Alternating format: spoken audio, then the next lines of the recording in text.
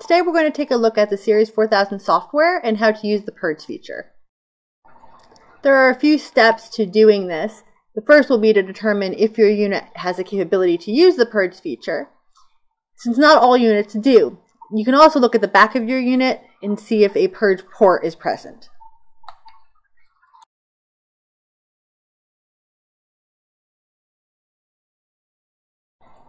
We'll begin by importing your system data. You're going to press the Instrument button, and then the Import button, making sure not to check the legacy box.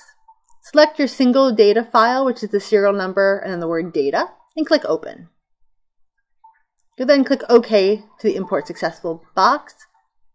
Next, go to Port Configuration. If your system is capable of using Purge, you'll see that port number here. Otherwise, it will display the word None.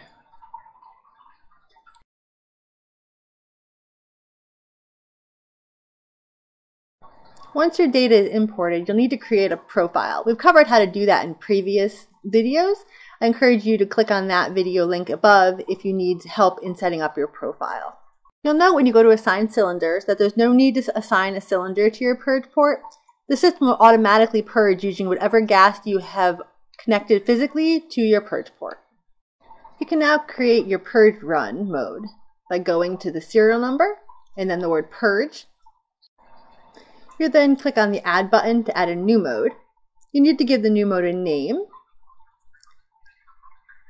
Call this Purge 1, and then you can add each of the MFCs that are configured to be able to run in the Purge mode. Usually that is not MFC 1, but is all subsequent MFCs. You can see that the flow is set to the maximum or span of each flow controller. You can add all or just some of the MFCs to each Purge mode, and then click Save to save the run mode.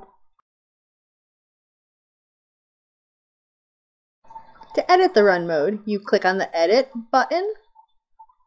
You can then add or remove any MFCs. You can also change the flow rate. Here you see I'll clear MFC 2 so it no longer purges.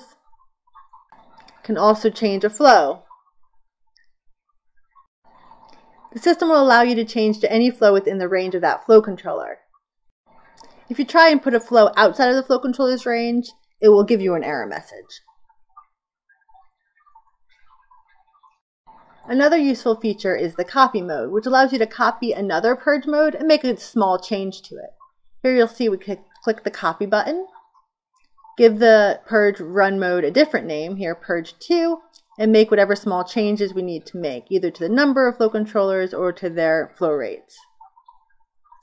When you're done, click Save. To remove a mode you no longer need, simply click on the name of the Purge mode to remove. Here I'll remove Purge 2 and click the Delete button. The system will ask you to confirm that you want to delete. Just to make sure you've chosen the right thing, click Yes to delete that mode. And that's all there is to it. Once you have a Purge mode set up, it can be used in a program or in a schedule mode, as well as individually. Thank you for watching this video. I hope you found it helpful. If you have other questions, feel free to reach out to us by phone or on our website. We'll always look forward to hearing from you.